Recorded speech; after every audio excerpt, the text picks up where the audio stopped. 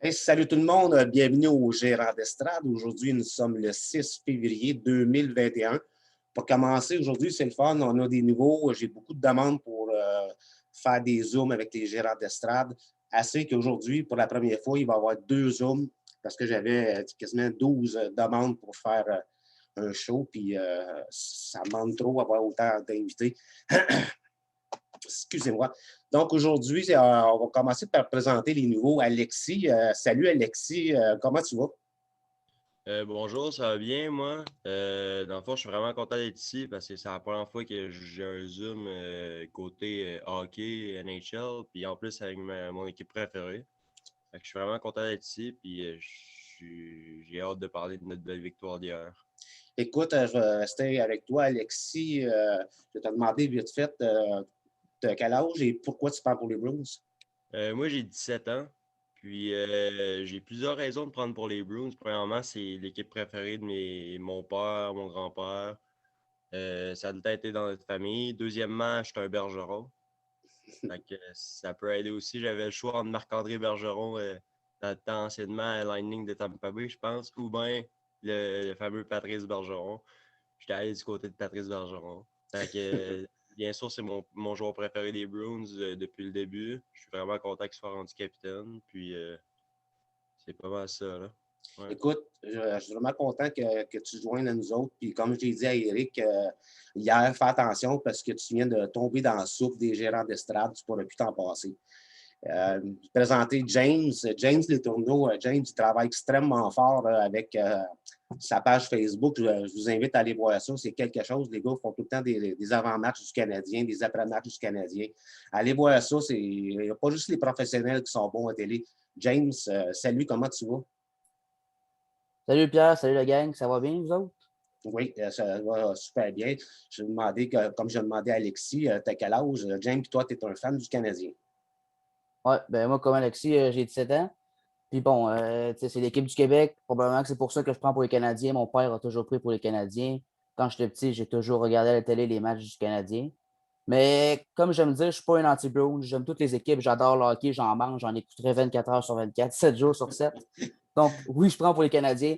Mais tu sais, par exemple, hier soir, le Canadien ne jouait pas. Ça m'a fait plaisir de regarder les Browns. Puis on va avoir plein de beaux sujets à jaser aujourd'hui. Écoute, je tiens à te féliciter encore parce que je te regarde souvent aller avec ta page Facebook. Vous êtes vraiment, vraiment, vraiment bon. Puis vous avez de l'avenir comme professionnel à la télé ou même sur Internet. Lâche pas. Ouais, ben, merci Pierre, c'est bien gentil. Ça fait plaisir. Parlant de jeunes recrues, Gordy, toi, comment t'es rendu à combien de Zoom avec moi depuis la création des gérants d'estrade? Ah ben merci pour le mot jeune, là. Ça fait du bien d'entendre ça. Combien, je ne sais pas, je ne les compte pas. Moi, c'est pour le plaisir, comme tu dis. Pour avoir du plaisir, j'aime bien ça. Puis comme tu dis, j'aime ça écouter James Transper aussi. Parce que des fois, le tien, il tombe en même temps. Ben, vu que Ouais. j'étais fan des Browns, ben, je vais pour les Browns. En tout cas, Gordy, je ne sais pas combien de Zoom tu as fait avec moi, mais à chaque fois que tu es là, c'est super le fun. Et puis, on va finir par présenter Eric. Eric a fait son premier Zoom hier, je pense. Et puis, comme j'ai dit à Alexis, Eric est tombé dans la soupe, les gérants d'estrade. Oui, j'ai bien aimé ça. Puis, en tout cas, on a eu bien du fun. C'est super. Oui, puis là, on va commencer à parler des choses sérieuses. On va parler, pour commencer, de la belle victoire des Bruins hier, une victoire convaincante de 5-1. Le premier trio, encore l'élément principal de la victoire. Brad Marchand, 2 buts, une passe. Bergeron, 1 but, une passe. Mais ça a été tout un match de hockey. Je vais demander la première question à Gordy, qui en a vu plusieurs de ces matchs de hockey-là. Écoute, Gordy, moi, ce qui me surprend de ce match-là, pour commencer, Tom Wilson, le coup, c'est maladie salaud, mais je pense que le terme est exact. Le coup salaud de Tom Wilson, là, j'ai un blanc, je ne me souviens plus c'était qui le défenseur. Comment tu as trouvé le coup mérite-t-il? En plus, il n'y a même pas eu de pénalité. Vas-y, Gordy, j'ai hâte de t'entendre. Ah, Tom Wilson, c'est contre Brendan Carlo, mais ça va commencer avant, sur le bord de la bande avec Trent Frederick. Ben, le coup à Carlo, ça arrive trop souvent cette année. C'est pas juste. C'est sûr, là, on parle de Wilson, là, mais je sais qu'il rencontre la Ligue nationale aujourd'hui. Là. Moi je lui donnerais 20 games pour le pogner comme il faut. Là. Non, c'était un cheap shot. Là, au moins, j'étais content que l'ancien du Canadien, j'ai un blanc de mémoire, là, le défenseur, Ouais, Tenordi. Tenardi, oui. J'étais content que Tenordi il rende une petite visite l'an dernier, Frédéric. Là, ben. Alors, c'est un cheap shot. Là, ça n'a pas sa place, surtout Wilson. J'ai fait mes recherches un matin. Avant hier soir, il a été suspendu 4 fois. Le dernier shot, il y avait eu 20 games, mais il avait réduit ça à 14. Le gars, il ne comprend pas. Ben, j'ai bien aimé quand Bergeron, dans le coin, il y parlait. Là. Tu sais, Bergeron, c'est un gars qui pense qu'il est pas mal respecté à travers les nationales. Tu voyais que Wilson et Ovechkin, ils ne parlaient pas fort. Non, mais non. Pour revenir à Tinardi, tu apportes un bon point. Il n'a pas eu peur de Wilson. Ça a été une bonne bataille. Puis quand tu dis Bergeron est respecté à travers la Ligue nationale, tu as vu le geste qu'il a fait après le combat de Tinardi. Il s'est présenté en avant la baie vitrée de Tinardi, il va en dire. Il était comme pas mal fier que Tinardi ait pris la défense de Carlo.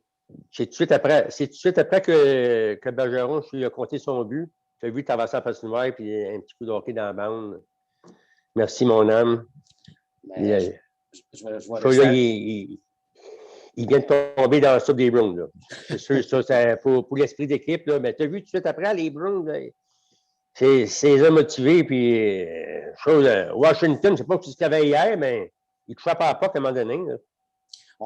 Je vais rester avec toi, après ça, je vais aller voir Alexis.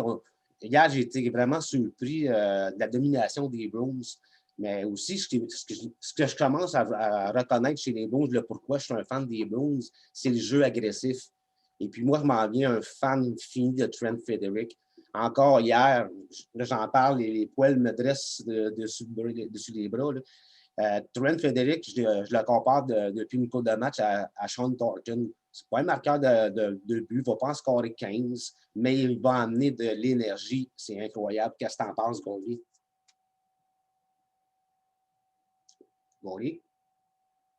Gordy est gelé. Alexis? Non. Je parle dessus. Pas... Allô? Hey, excusez-nous tout le monde, on a un petit problème d'Internet depuis ce matin dans les studios aussi. On va essayer de faire notre possible pour continuer l'émission. Gordy, avant que ça coupe et ça gèle, je faisais une comparaison entre Trent Frederic et Sean Thornton. Qu'est-ce que tu en penses? Mais moi, c'est comme je t'avais dit la semaine passée. Moi, il me fait beaucoup penser des années 70 au numéro 24, O'Reilly. O'Reilly, c'est un style de même aussi. Il y avait de la fougue, bataille, tout. Et Sean Thornton aussi, là. Mais Sean Thornton était plus batailleur encore. Là. Ben, alors, Frederic, moi, je l'aime beaucoup, Sean Frederic. Il a 23 ans, qu'on dit hier.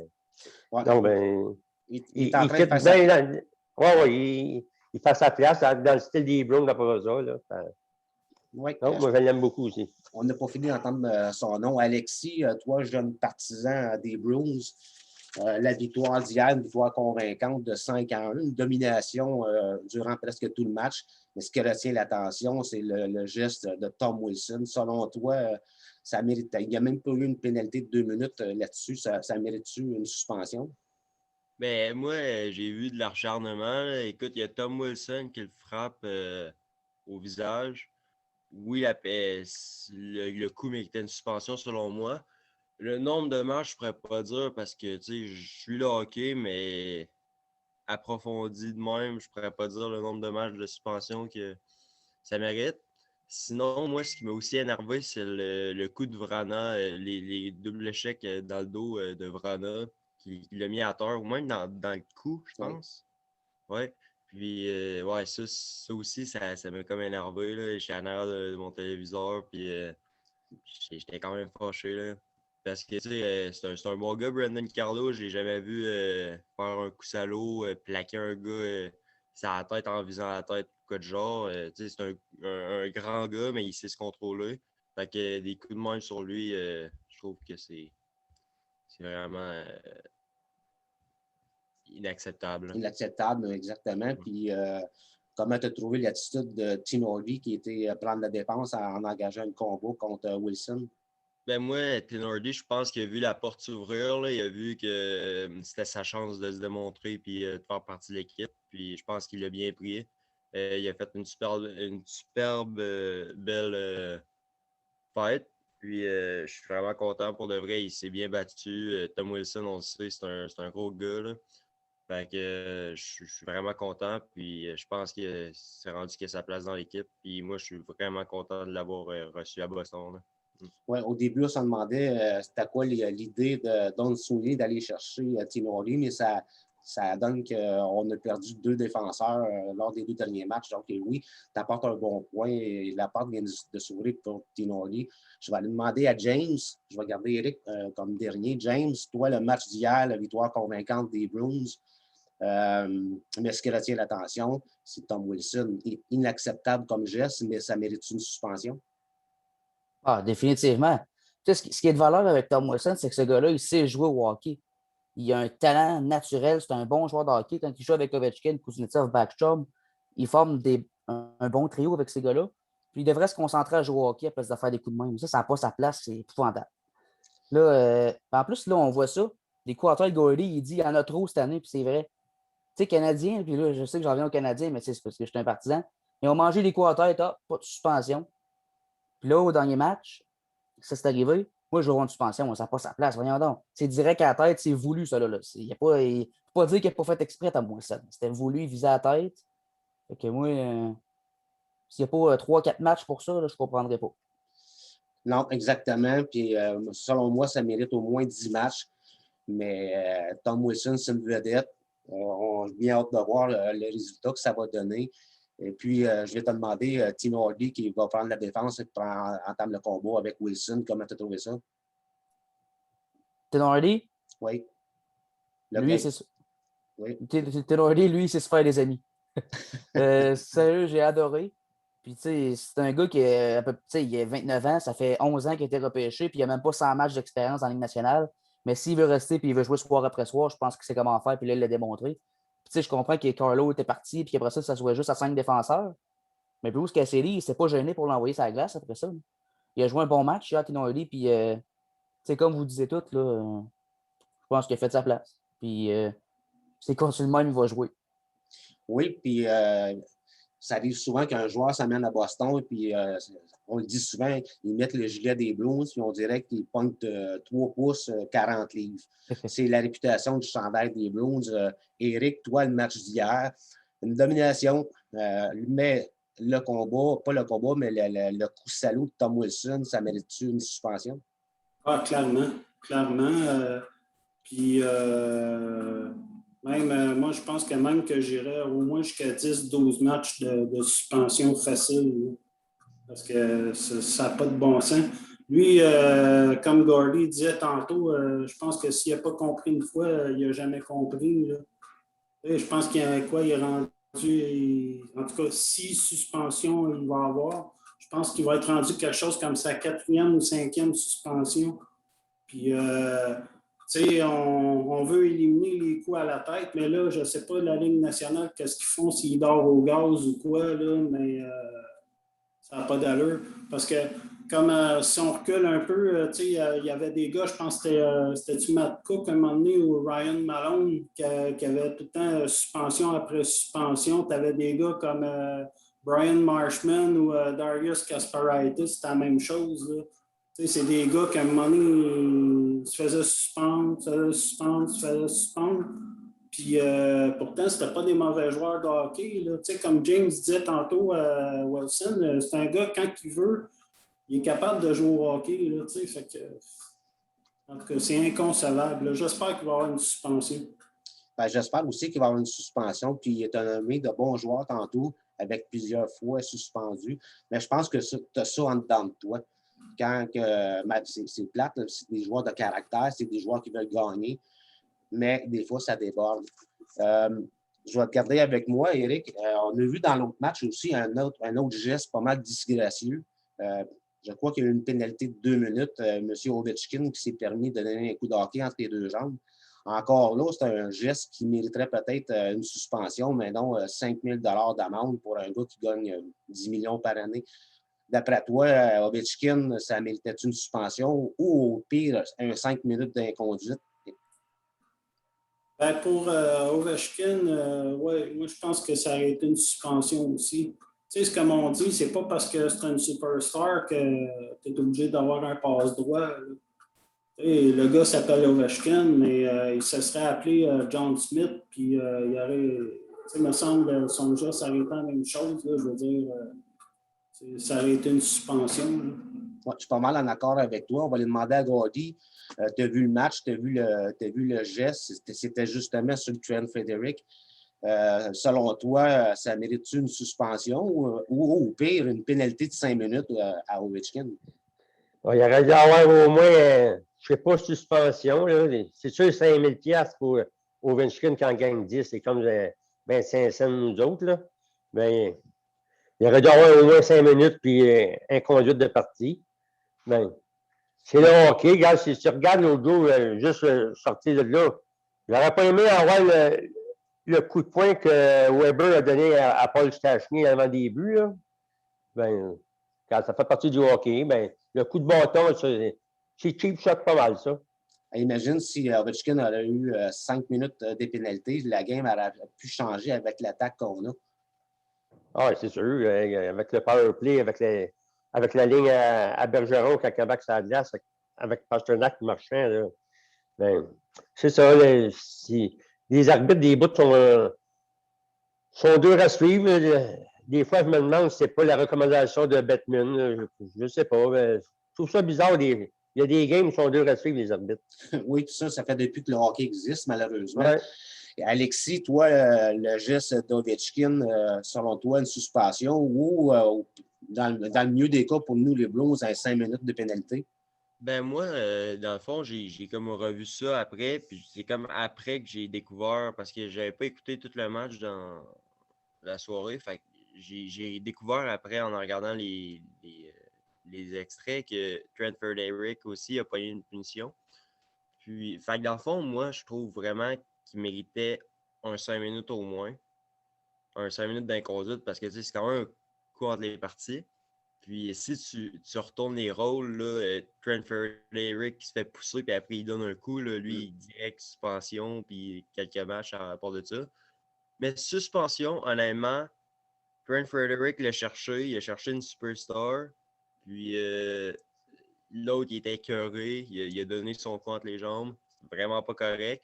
Je pense que 5 minutes, ça aurait fait l'affaire de tout le monde. Encore là, ridicule l'amende, là. On va se dire 5 000 pour nous, c'est quoi, 20, 50 $? Ben, 20, 10 $, je sais pas, moi, c'est rien, là. C'est vraiment rien, rien, rien. Fait que, ben, pour lui, en fait, c'est rien, là.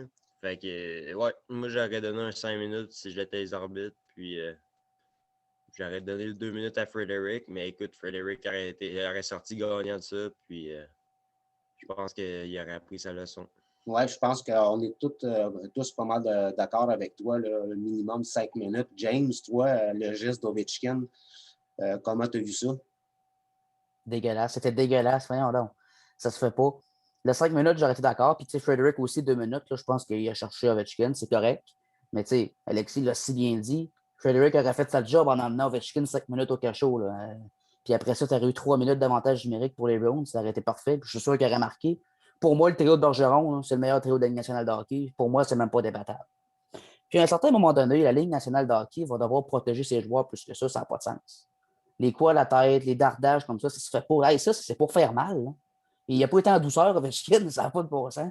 Fait que regarde, non, moi j'aurais aimé une pénalité majeure de 5 minutes. Puis Frederic aurait eu son 2 minutes, ça aurait été correct. Mais, tu sais, 5 000 $. C'est pas ça qui va l'empêcher de dormir sur ses deux oreilles. Hein. Il est mort de rire, là. Donc, au final, on est tous d'accord qu'un minimum de 5 minutes des pénalités aurait fait la job. Je vais te garder avec moi parce que tu as apporté un bon point. Puis, sur les gérants d'estrade, on en parle souvent. Moi, j'en parle depuis 1 an et demi. J'ai été faire un petit calcul vite fait un matin. Marchand, 27 points. Bergeron, 22. Pasternak, 20, mais en 14 matchs. Ça leur donne un total, avec les buts en plus, là, 31 buts, 69 points. Ça, c'est le trio. Le reste de l'équipe, 32 buts, 61 points. Donc, là, j'ai eu un petit frisson en disant ça. On dit, ça fait longtemps qu'on le dit, le trio de Bergeron, le premier trio, c'est le meilleur trio dans l'Union nationale, mais encore, les Bruins se fient que sur le premier trio, les chiffres sont là. C'est pas moi qui l'invente. Admettons pas une pénalité, mais une grave blessure à un des trois. Moi, je pense que les Bruins vont être maladés dans la merde, mais c'est pas mal le bon mot. Selon moi, j'ai tout le temps voulu que Sweeney effectue une transaction pour aller chercher un bon joueur sur le deuxième trio. Avec les chiffres que je t'ai donnés, James, qu'est-ce que tu penses de ça? Tu l'as dit, les chiffres ne mentent pas. C'est incroyable. La profondeur des Bruins, elle est quasiment inexistante. Tu sais, quand on est allé chercher Craig Smith dans l'entre-saison pour les Bruins, ce gars-là a quand même marqué 20 buts dans les dernières saisons avec Nashville. Je pensais qu'il aurait pu aider. Charlie Cole est encore là pour moi. C'est un bon joueur. Jake DeBrusk, que moi, j'aurais pensé quand il était jeune, qu'il aurait continué à progresser, qu'il serait été devenu peut-être un marqueur de 20 buts. Finalement, il y a de la misère, Jake DeBrusk. Fait que là, oui, moi, je pense que ça va prendre du support à l'offensive. Tu l'as dit, tu sais, Pasternak, au début de la saison, était blessé. Ça a plus ou moins bien commencé. Depuis qu'il est revenu, les Bruins sont tout feu, tout flamme. Ça fait que ça va prendre de l'aide à quelque part. C'est malheureux comme ça, mais c'est ça. Puis, tu sais, Krug, McAvoy fait un super travail comme corps arrière, comme défenseur numéro 1. Mais Krug, quand il était là, lui aussi, il apportait de l'offensive, il était bon. Là, l'attaque, la défensive, elle va venir un petit peu moins souvent. Là, sans vouloir rien enlever, des gars comme Jérémy Lauzon qui fait un super travail depuis le début de la saison, quoique il est blessé. Mais c'est pas lui qui va amener tout le temps des points sur la feuille de pointage soir après soir. Fait que oui, ça va prendre de l'aide à l'offensive. Oui, définitivement, Je me souviens pas, avant le match, je pense que j'avais gardé la feuille, il y avait un analyste avant le match qui avait dit, c'est Yvon Penneau, il avait dit que les Bruins ne pourront gagner très longtemps avec un seul trio. Je vais aller demander à Eric. Eric, toi, on en a parlé souvent, tu n'étais pas avec nous, tu es là juste depuis hier. Toi, est-ce que ça te fait peur que le trio, que l'attaque des Bruins est seulement que sur le premier trio? Ben, c'est inquiétant parce que quand ton premier trio, comme on dit, c'est juste ce trio-là qui fonctionne dans un match pour ton équipe, là, puis que les autres, comme on dit, fonctionnent au ralenti. Oui, pour répondre à ta question, c'est sûr que ça peut être inquiétant, effectivement. Là, puis je regardais hier quand on parlait de Jake DeBrusk. Il a été tranquille, s'en est rendu inquiétant. Là. Il a eu 16 minutes 26 de temps de jeu. Il n'a rien produit. Tu es là, tu te dis, Colin, qu'est-ce qui se passe? Là? Pourtant, DeBrusk, dans les dernières saisons, c'était quand même pas si mal.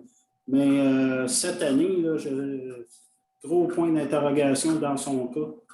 Puis je pense qu'au train où est-ce que ça va, la rumeur de transaction one for one avec Jack Eichel, là, je sais pas, mais je pense qu'être le DG des Browns, là, je pense que je le ferais.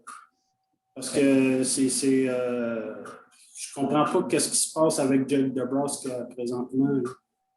C'est sûr qu'être directeur général des Blues, si je serais Don Sweeney, je regarderais sérieusement pour aller chercher de l'aide. Jack Eichel à Buffalo a une saison très difficile. Donc, oui, un changement d'air avec le chandail des Bruins sur le dos, ça pourrait aider l'attaque des Bruins. Alexis, toi, est-ce que ça t'inquiète que l'attaque des Bruins est encore concentrée sur le premier trio? Moi, ça m'inquiète pas vraiment.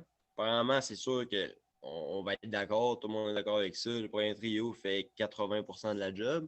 Mais il y a des gars comme, admettons, Nick Ritchie qui est capable de la mettre dedans. Je pense que c'est le joueur à surveiller avec les Bruins à l'attaque, à part le gros trio, parce que pour de vrai, cette année, il m'impressionne. Il est capable de la mettre dedans pas mal à pas à toutes les games, là, mais écoute, il n'y a pas de la misère à la mettre dedans. Comme dans la game, on l'a vu. Dans les buts, c'est lui qui l'a fait. Mais sinon, je pense que les Bruins vont vraiment avoir besoin d'aller chercher un ailier gauche ou un ailier droit de puissance. En plus, ils ont une grosse espace dans le cap salarial. Je comprends pas vraiment ça, mais j'ai vu qu'il va aller chercher quand même un pas pire joueur avant la fin des dates de transaction. Fait que ça, c'est quand même prometteur, mais c'est sûr qu'il faudrait qu'il fasse un bon move là-dessus.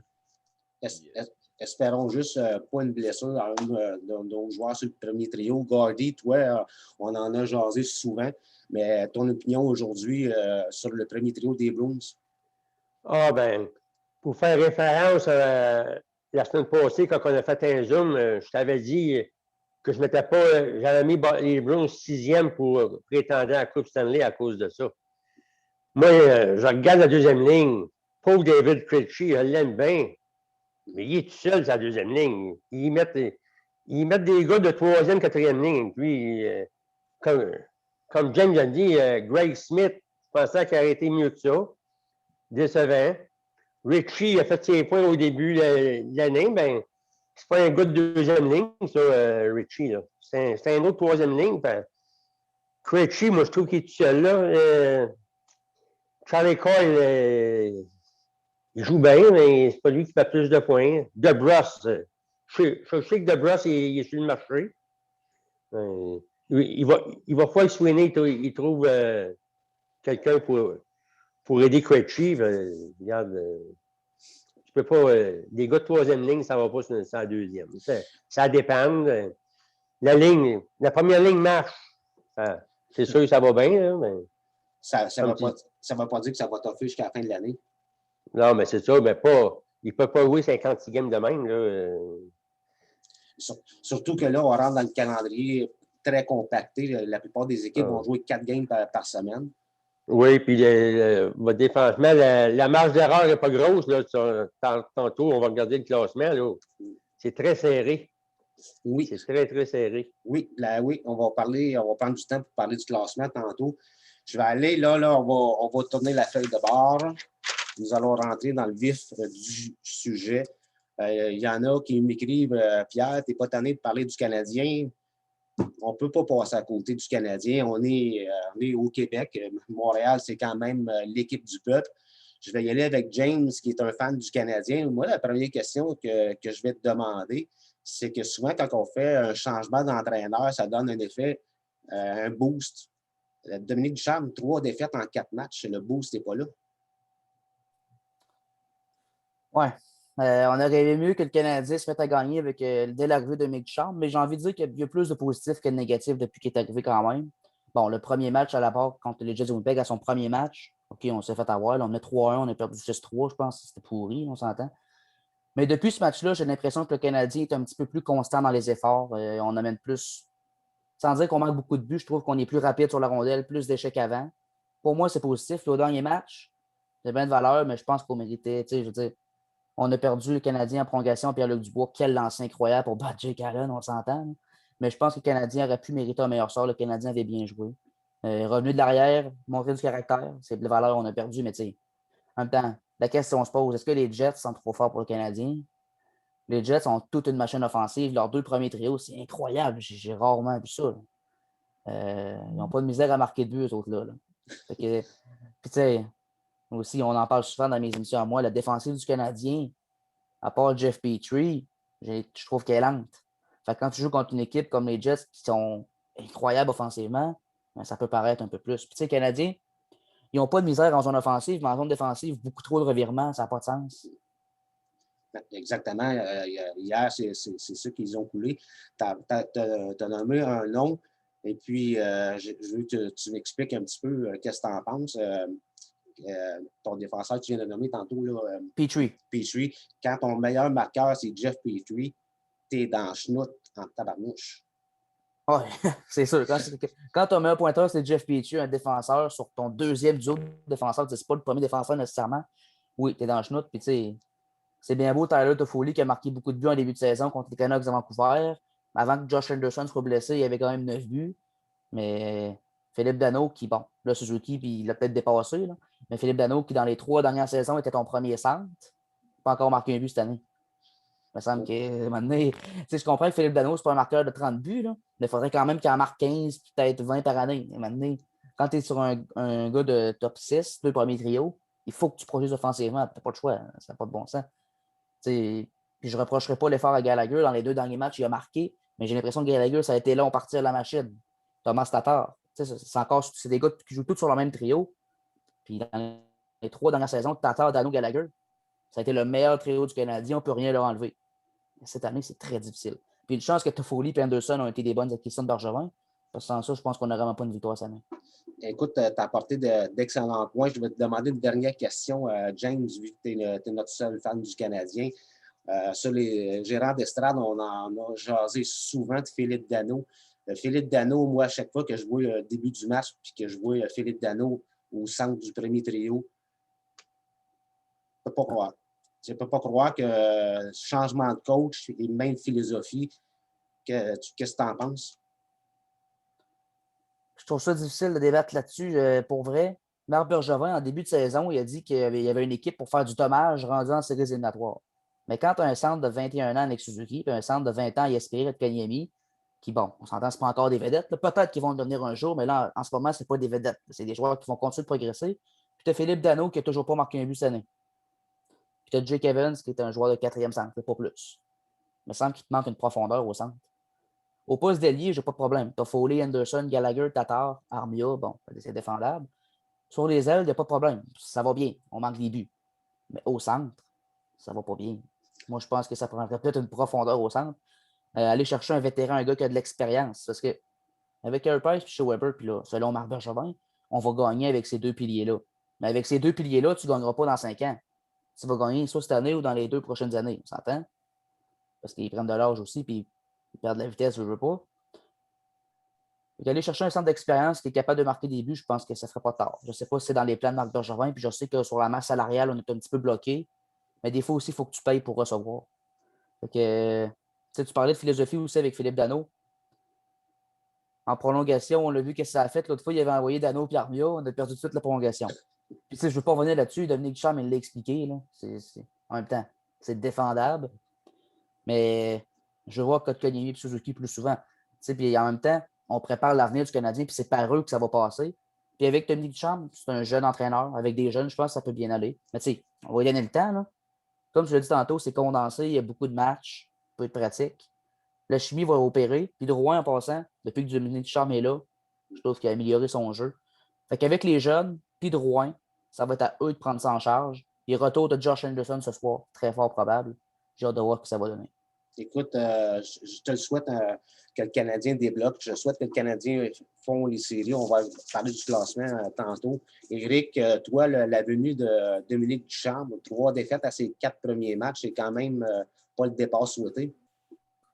Non, effectivement, ça, de ce côté-là, ça ne va pas bien. Mais pour rejoindre un point que James a souligné tantôt, justement, en parlant de Ducharme, il ne faut pas oublier que lorsque un nouvel instructeur arrive dans la Ligue nationale, il y a un analyste à TVA Sport, justement, je ne me souviens plus lequel, qui disait que parfois, ça peut prendre jusqu'à 3 semaines, voire 1 mois, avant que ton système de jeu soit bien intégré avec le nouvel instructeur. Puis là, on sait que là, comme James disait tantôt, c'est une saison de 56 matchs, c'est très condensé. Les entraînements, c'est quasiment un après l'autre. Des matchs, c'est quasiment un après l'autre. Fait que ça ne laisse pas beaucoup le temps ou l'espace ou le délai, si tu veux, pour aux joueurs de bien s'intégrer au nouveau système de jeu. Fait que je pense que le fait que Ducharme est là depuis peu de temps, je pense que les joueurs du Canadien, ça va prendre encore un certain temps avant que la machine l'engrenage commence à être bien rodé. Moi, là, si je peux rajouter à ce que tu viens de dire, Éric, c'était très intéressant. Moi, lorsque j'ai vu le premier match de Dominique Ducharme après son premier match, sa conférence de presse, je me suis dit non. Non. C'est une copie conforme de Claude Julien, sauf que ce n'est pas la même personne en avant de la caméra. Moi, j'aime des coachs démonstratifs. Je ne veux pas dire qu'ils vont péter une table, là, mais dans sa façon de parler, moi, ça a fait. Non, je vais aller demander l'avis d'Alexis. Toi, la venue de Dominique Ducharme, 3 défaites à ses 4 premiers matchs ce soir contre Winnipeg, ça pourrait faire 4 en 5. Qu'est-ce que tu en penses de ce rendement?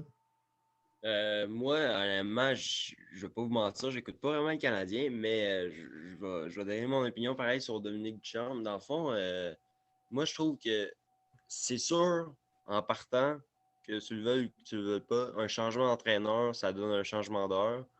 Puis, je pense que tous les joueurs le ressentent positivement parce qu'ils voient que là, regarde, il y a un changement, on veut du nouveau.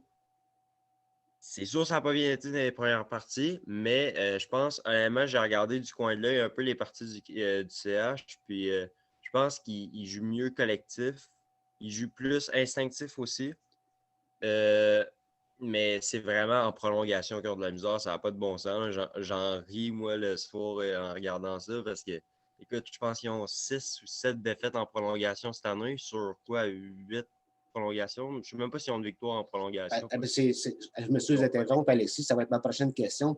Le Canadien, cette année, aucune victoire, 6 défaites en overtime. Ben, c'est ça. Moi, honnêtement, je trouve ça drôle, mais en même temps, c'est vraiment.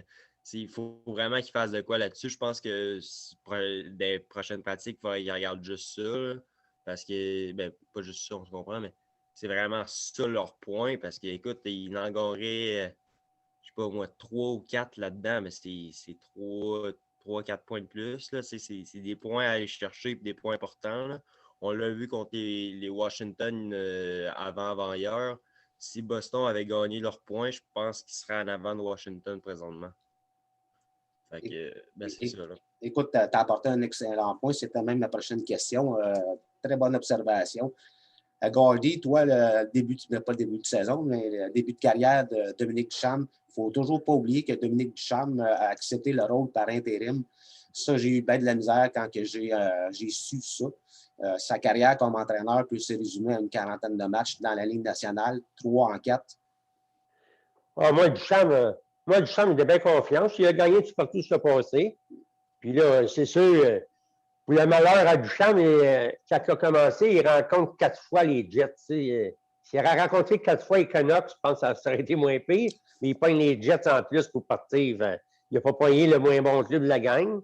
Puis c'est sûr qu'avant que son système soit implanté, mais je pense que les jeunes, ils vont aimer mieux que Duchamp, mais il va être plus porté à l'attaque.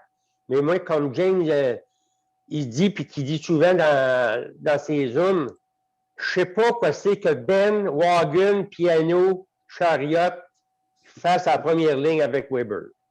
Ça n'a pas d'allure. Les revirements, il est même trop flou. Chez moi, je mettrais Romanov avec Weber, puis Chariot, je le mettrais sa troisième paire. Il jouerait moins de minutes. Là, Weber, tout de suite, il n'est pas vite, puis Chariot, il est encore moins vite. Ça l'aide pas pour ta première paire de défense. Là, faut que tu passes dans la ligne nationale, ça patine. Là, les Jets, là, les 2 premières lignes, comme James l'a dit, là, ça passe au toast. Là, les luges, les corners, puis nomme-les toutes. Là, les 2 premières lignes, c'est trop vite pour Weber et Chariot. Là. En partant, la défensive des Canadiens n'est pas rapide à part le premier compteur puis Romanov. C'est après les 2 seuls. Qu'est-ce qui fausse la donne chez le Canadien? C'est leur début de saison. Début de saison canon. Et après ça, ça a commencé à couler.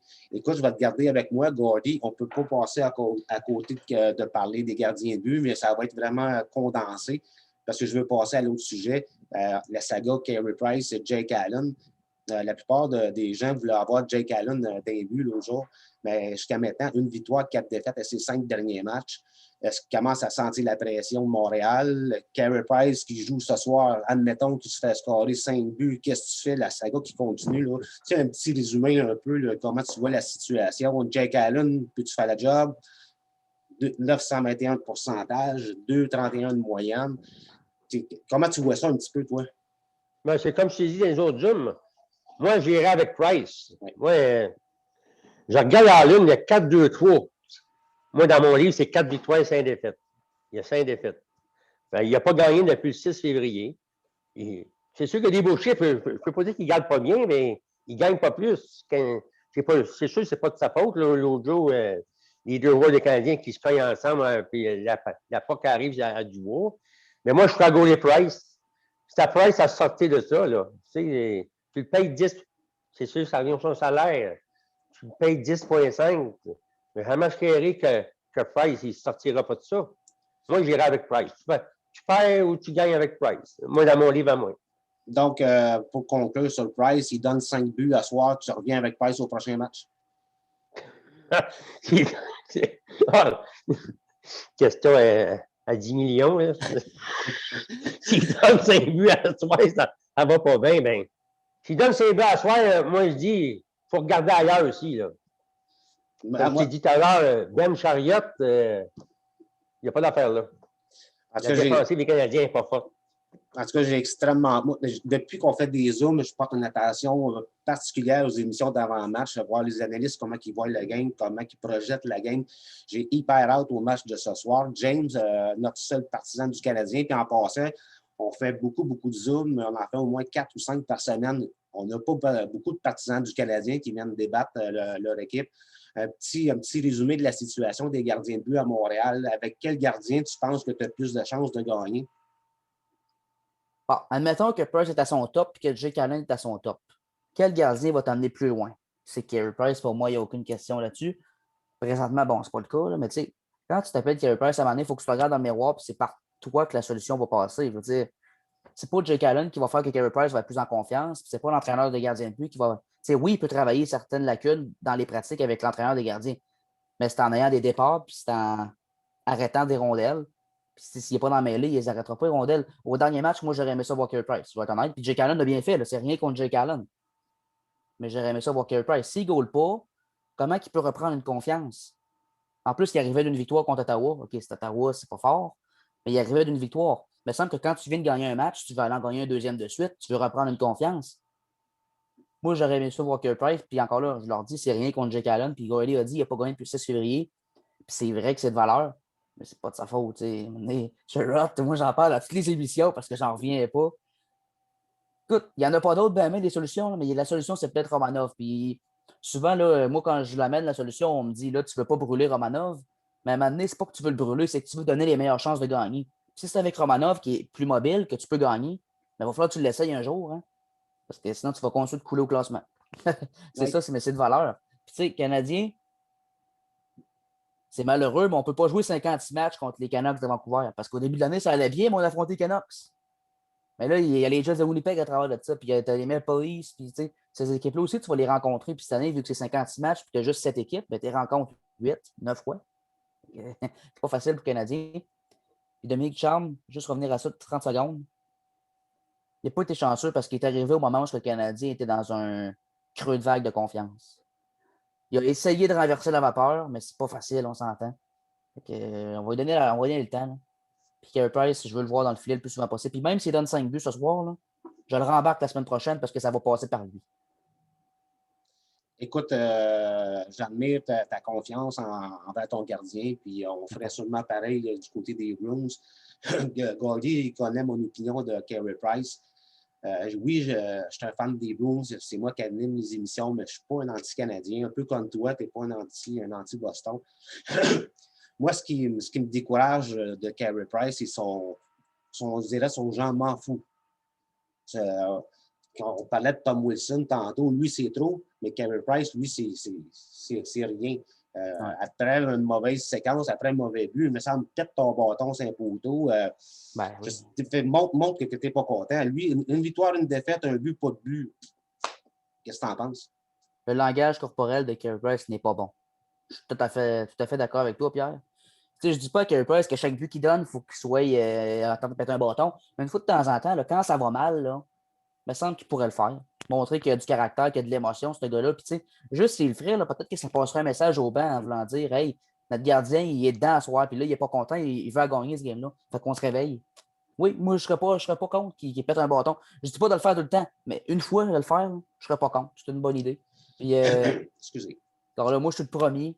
Quand Price va bien, je ne vais pas bien, puis encore là, on salaire, mais moi, je suis le premier à dire que Price, quand ça ne va pas bien, qu'il faudrait l'enlever de là. Mais là, plus que jamais, je pense que pour qu'il reprenne une confiance, il faut qu'il garde des buts. S'il ne garde pas de but, il ne reprendra pas confiance. Puis Carey Price, tu le veux en confiance. Puis je reviens à ce que j'ai dit tantôt. Jake Allen à son top ou Carey Price à ton top, qui va donner une meilleure chance? C'est Carey Price. Il faut que tu y ailles avec ça. Écoute, je te souhaite un bon match ce soir. Espérons que Carey Price ne donne pas 5 buts. J'ai hâte d'avoir ta réaction au prochain match. Éric, toi, là, un petit résumé là, condensé de la saga des gardiens de but à Montréal.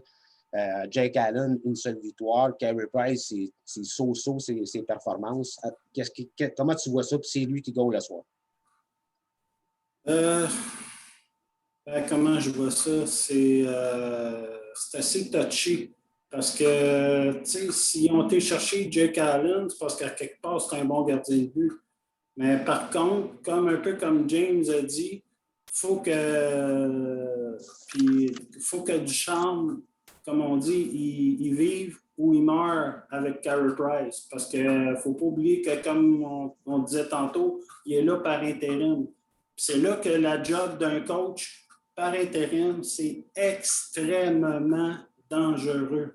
Je l'ai dit, je l'ai répété, je pense, en tout cas, je ne sais pas si c'était d'un autre Zoom ou quoi, là, mais c'est extrêmement dangereux parce que je prends l'exemple d'Alain Nasreddine il y a quelque temps avec les Devils du New Jersey. Les Devils, à un moment donné, il y avait eu une très bonne fin de saison.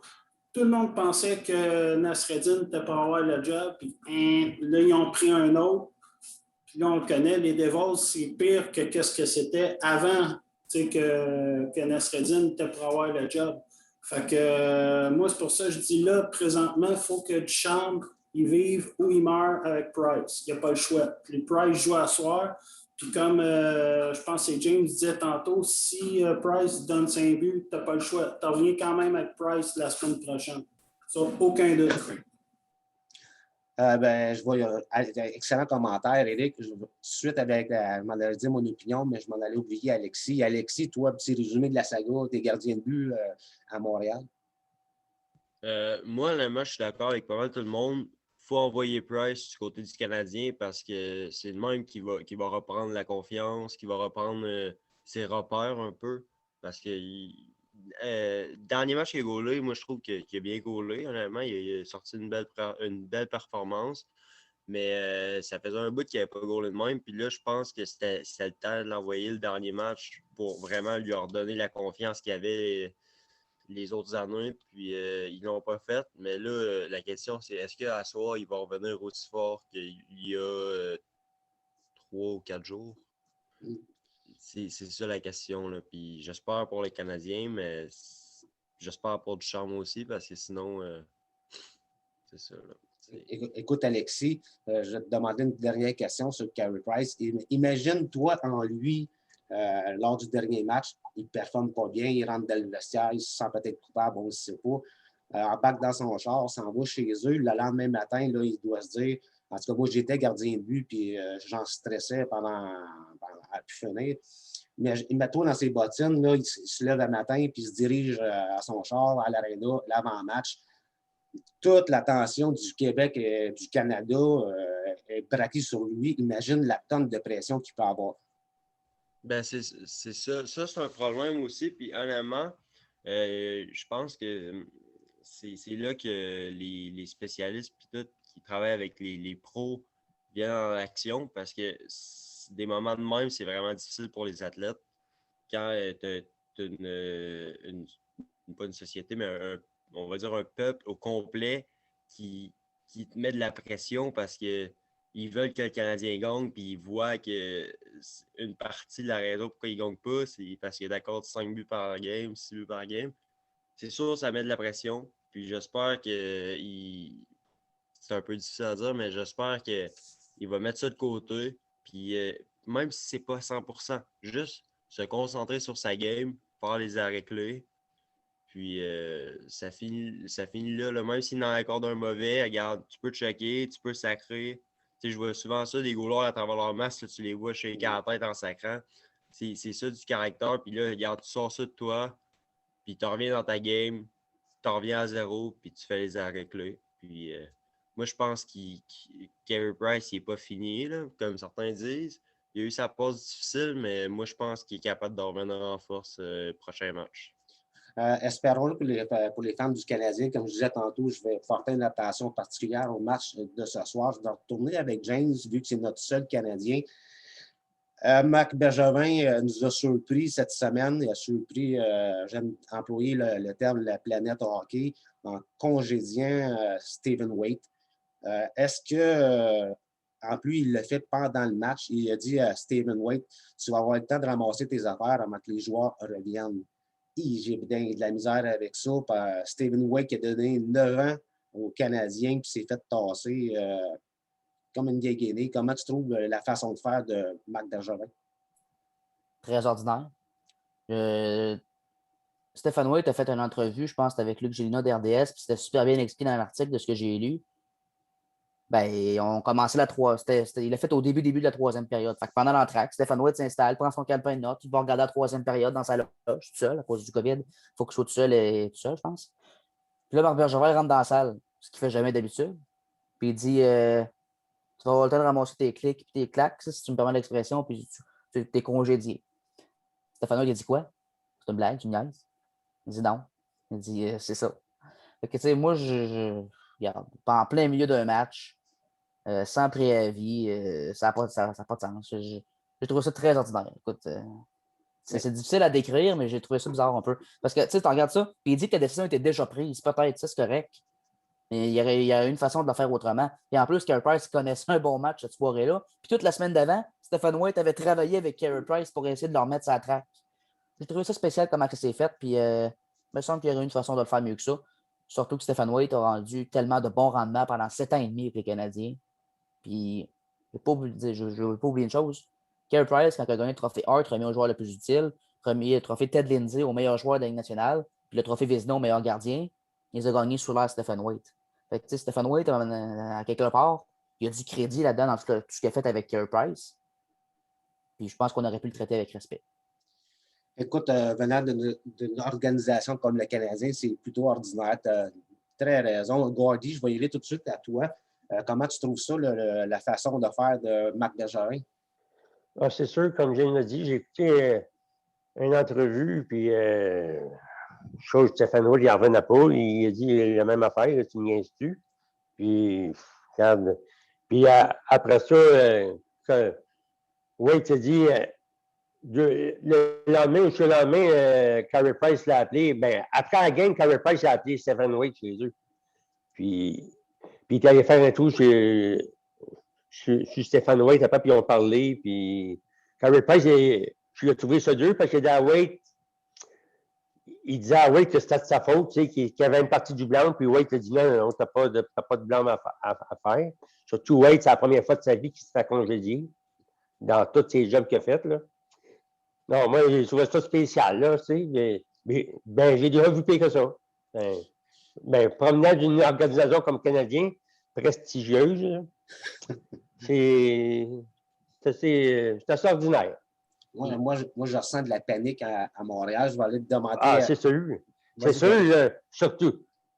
C'est sûr, Bergevin, en faisant ça, c'est parce qu'il a peur à sa job, là. Exact. Quand j'ai dit Julien, Wade, c'est parce qu'il a peur. C'est sûr, comme tu as dit, si Price, il ne s'en va pas, le prochain, c'est lui.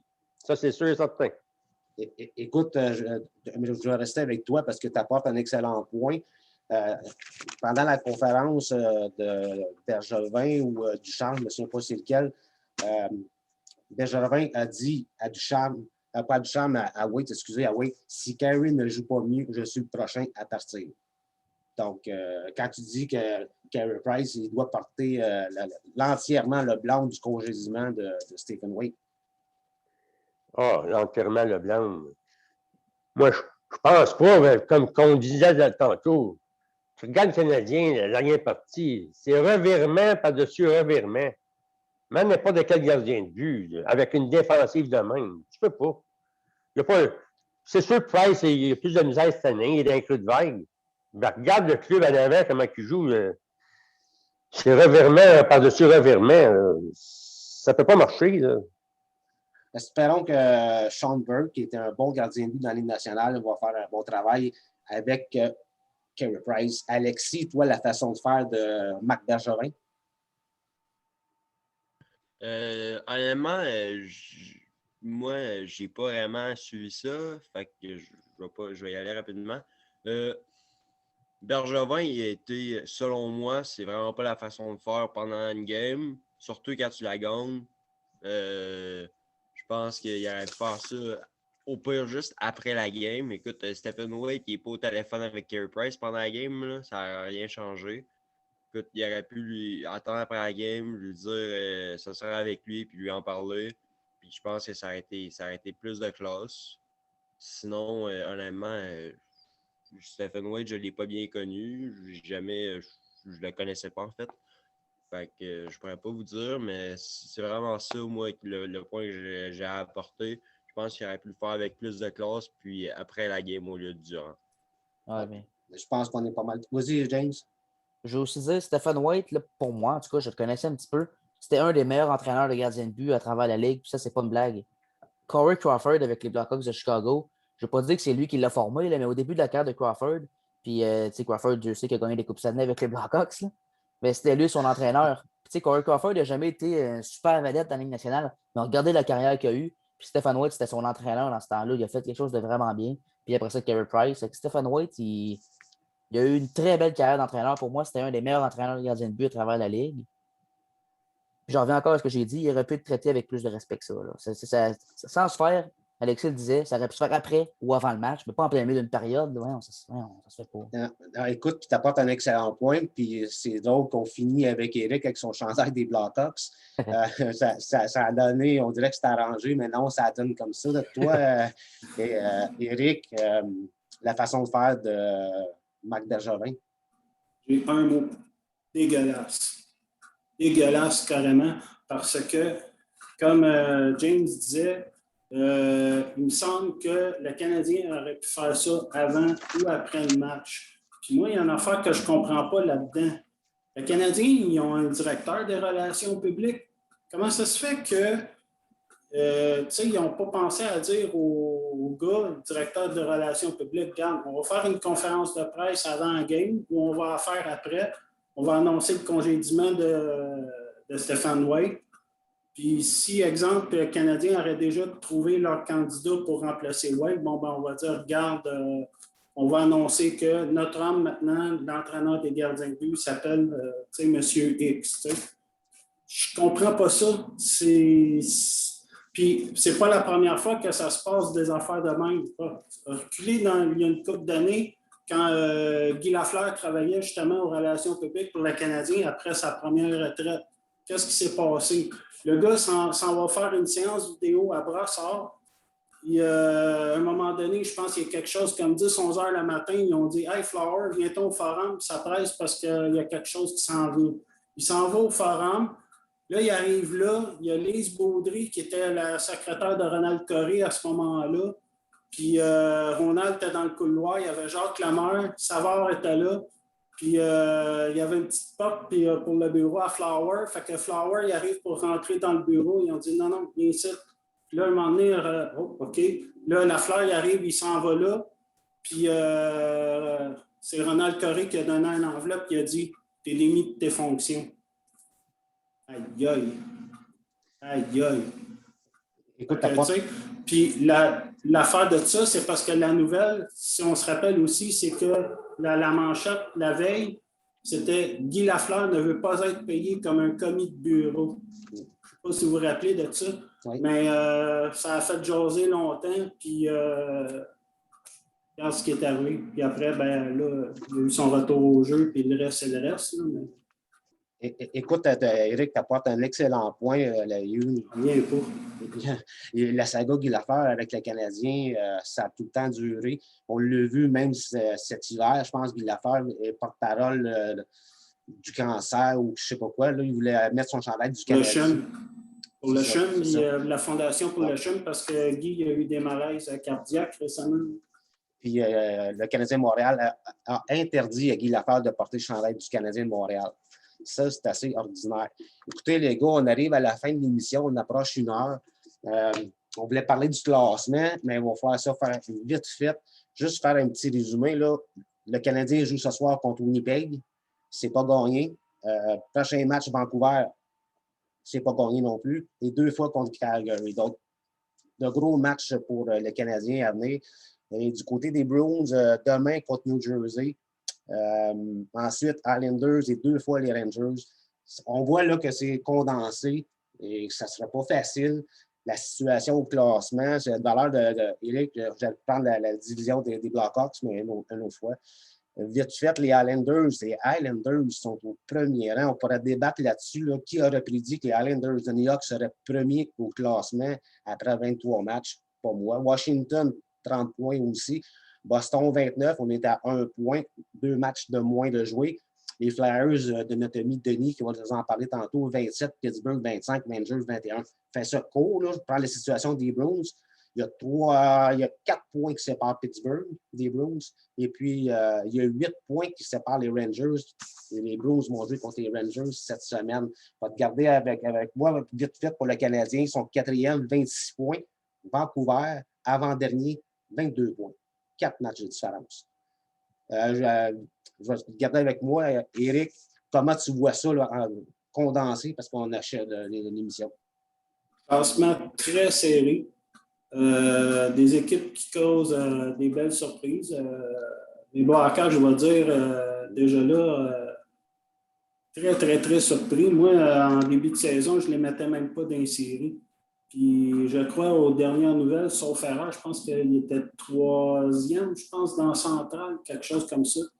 Fait que, non, très belle surprise. Comme tu disais, 4e maintenant? Oui, James a fait sa 4. OK, ils ont tombé à 4. OK. Mais quand même, c'est quand même une belle surprise. Puis les Islanders vont super bien. Puis ils ont des bons jeunes comme Beauvillier, Dobson. Fait que non, c'est ça, il y a des belles équipes. Puis c'est le fun parce que dans une saison condensée comme ça, j'ai remarqué qu'il y a beaucoup de parité contrairement aux années passées. Puis ça crée des belles rivalités en même temps. Fait que non, c'est le fun. Donc, écoute, Éric, tu as eu d'excellents commentaires comme d'habitude.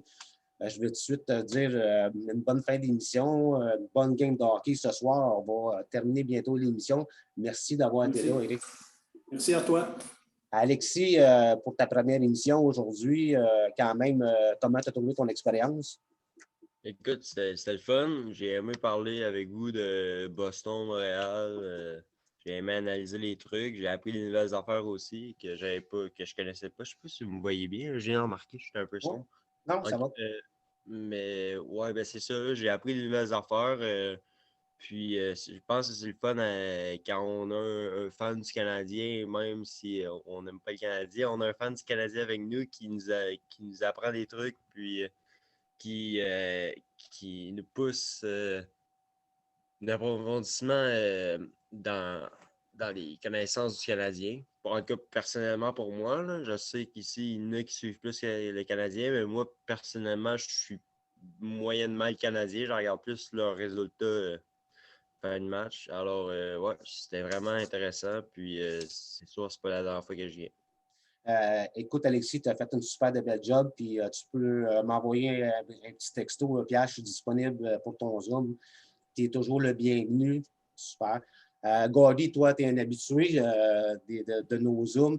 Vite fait, le classement, les Bruins, seulement 4 points d'avance sur Pittsburgh. Puis, les Canadiens, seulement 4 points d'avance sur Vancouver. Ben, je regarde ça bien vite. Là. Il reste à peu près une trentaine de parties chaque club. Je regarde les 10 dernières parties des deux clubs. Boston, c'est 5-4-1. Dans mon livre, c'est 5 défaites, 5-5. Le Canadien, c'est 2-4-4. Ça veut dire 2-8. Moi, je dis, ces deux clubs-là, s'ils veulent faire les playoffs, ça va prendre du 7-3. Minimum, 6-4 minimum, mais plus proche du 7-3, parce que c'est très serré. C'est très serré. Puis surtout, le Canadien, Calgary aussi, ils viennent de changer le coach. Sutter, il va lui brosser à la cage probablement. Là, puis les autres aussi vont avoir probablement du pic, là, mais ça va être serré. Puis en terminant, à soir, 4-3 Canadiens, première étoile, Carey Price. Pour faire plaisir à mon ami James, on va l'écouter à soir. Gordy, arrête de prendre les marches le matin, il fait trop fort, ton cerveau est... Parce que pour ceux qui ne le savent pas, Gordy, c'est un aventureux, peu importe le mot, il fait beaucoup d'escalade, puis ce qui m'impressionne de lui, il va marcher dehors quand il fait même moins 1000. Gordy, merci d'avoir été présent aujourd'hui. Je dois quitter Et bientôt, merci. j'ai un autre Zoom à 3 heures. Et merci à vous autres, mais puis merci à la gang. Là. James, ta première présence avec nous, comment tu as trouvé l'expérience? J'ai adoré ça, Pierre. C'était super le fun. Puis, toujours le fun de jaser du Canadien. J'aime tellement ça. Ça va me faire plaisir de revenir.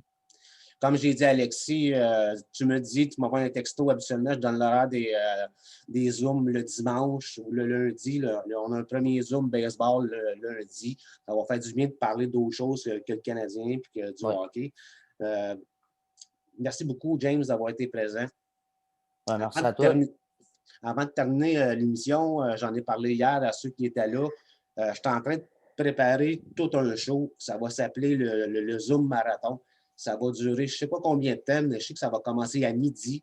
Puis on a parlé de ça avec le groupe d'hier. J'en parle en nombre pour ceux qui nous entendent aussi. Il va y avoir une raison du pourquoi du Zoom Marathon, c'est qu'on va ramasser de l'argent pour Sainte-Justine. On va trouver quelqu'un, on va trouver une façon. On veut s'impliquer. Les gérants d'estrade veulent s'impliquer c'était le but quand j'ai parti les gérants d'estrade, s'impliquer dans la communauté.